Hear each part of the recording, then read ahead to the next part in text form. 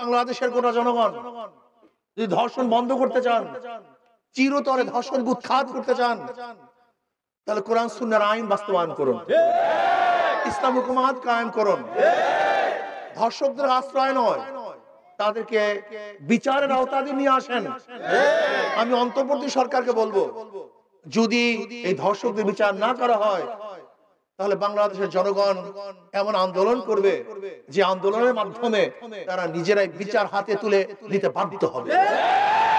কাজে আমরা চাই না যে জনগণ নিজেরা বিচার করুক, বিচার নিজেদের হাতে তুলুক, এটা আমরা চাই না।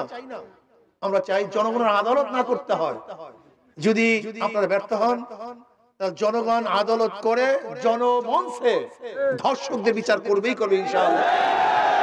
কাজে আসুন আমরা সম্মিলিত ভাবে, ঐক্যবদ্ধ ভাবে ধর্ষকদের বিরুদ্ধে, লুটারাদের বিরুদ্ধে, দুর্নীতিবাজদের বিরুদ্ধে, ডাকাতদের বিরুদ্ধে, চালাকদের বিরুদ্ধে, খুনিদের বিরুদ্ধে ঐক্যবদ্ধ হয়ে ইনশাআল্লাহ আন্দোলন করব, সংগ্রাম করব।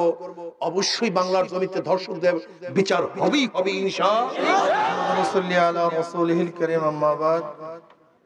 আউযু বিল্লাহি মিনাশ শাইতানির রাজীম। বিসমিল্লাহির রহমানির রহিম। ওয়া ফিল কিসাস হায়াতুন ইয়া উলিল আলবাব। সাদাকাল্লাহুল আলিয়্যুল আযীম। আপনারা জানেন এখানে আমরা কেন উপস্থিত হয়েছি।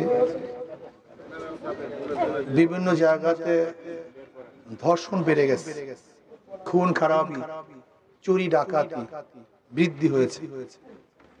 এর কারণটা কি? আমি মনে করি দুই একজন ধর্ষককে শুধু ফাঁসিতে দিলেই ধর্ষণ বন্ধ হবে না। ধর্ষণ কেন হচ্ছে এই কারণ উদ্ঘাটন করতে হবে। ধর্ষণের মূল কারণ হলো নৈতিক শিক্ষার অভাব, আল্লাহর ভয় আমাদের মধ্যে নেই, ইসলামী শিক্ষা আমাদের মধ্যে নেই। ধর্ষণের মূল কারণ হলো ধর্ষণের প্রতি উৎসাহিত করা হচ্ছে। যারা ধর্ষক তারা বিচারের আওতায় আসছে না, তাদের বিচার হচ্ছে না। ধর্ষণ করার পরও নিরাপদে হাঁটছে। জাহাঙ্গীর ইউনিভার্সিটিতে 100 ধর্ষণ করার পরে সেঞ্চুরি পালন করছে। জাহাঙ্গীর ইউনিভার্সিটিতে 100 ধর্ষণ করার পরে সেঞ্চুরি পালন করছে, অথচ সেই ধর্ষক আজও গ্রেফতার হয়নি, আজও তাকে বিচার করা যায়নি।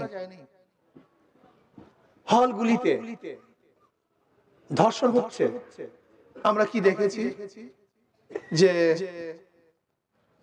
ছোট বাচ্চাদেরকে, শিশু বাচ্চাদেরকে অবৈধ গর্ভপাতের মাধ্যমে ট্রাঙ্কের মধ্যে আবদ্ধ করা হচ্ছে, ড্রেনের মধ্যে বাচ্চাদেরকে ফেলে দেওয়া হচ্ছে, বালির চাপা দিয়ে বাচ্চাদেরকে মারা হচ্ছে। অথচ আমরা নিজেদেরকে স্বাধীন মনে করি, সচেতন মনে করি, আমরা নিজেদেরকে উদারপন্থী মনে করি। এরকম হবে না। আমি মনে করি নৈতিক শিক্ষা দিতে হবে, ইসলামী শিক্ষায় শিক্ষিত করতে হবে, ইসলামী আইন বাস্তবায়ন করতে হবে। ইসলামী আইন, কোরআন সুন্নাহর আইন বাস্তবায়ন ব্যতীত ধর্ষণ বন্ধ করা সম্ভব নয়। এর জন্য আমি দাবি করব, আসুন দেশের গোটা জনগণ যদি ধর্ষণ বন্ধ করতে চান, চিরতরে ধর্ষণ উৎখাত করতে চান, তাহলে কোরআন সুন্নাহর আইন বাস্তবায়ন করুন, ইসলাম হুকুমাত কায়েম করুন। ধর্ষকদের আশ্রয় নয়, তাদেরকে বিচারের আওতায় নিয়ে আসেন।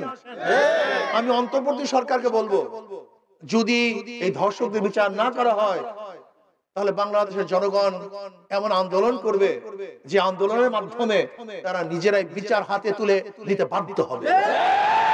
কাজে আমরা চাই না যে জনগণ নিজেরা বিচার করুক, বিচার নিজেদের হাতে তুলুক, এটা আমরা চাই না।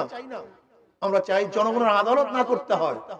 যদি আপনারা ব্যর্থ হন, তাহলে জনগণ আদালত করে জনমঞ্চে ধর্ষকদের বিচার করবেই করবে ইনশাআল্লাহ। কাজে আসুন আমরা সম্মিলিত ভাবে, ঐক্যবদ্ধ ভাবে ধর্ষকদের বিরুদ্ধে, লুটারাদের বিরুদ্ধে, দুর্নীতিবাজদের বিরুদ্ধে, ডাকাতদের বিরুদ্ধে, চালাকদের বিরুদ্ধে, খুনিদের বিরুদ্ধে ঐক্যবদ্ধ হয়ে ইনশাআল্লাহ আন্দোলন করব, সংগ্রাম করব। অবশ্যই বাংলার জমিতে ধর্ষকদের বিচার হবেই হবে ইনশাআল্লাহ।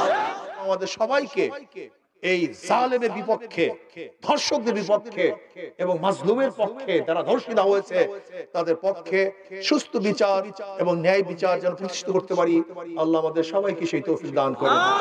এখন বিক্ষোভ হবে, আমরা সবাই বিক্ষোভে অংশগ্রহণ করি।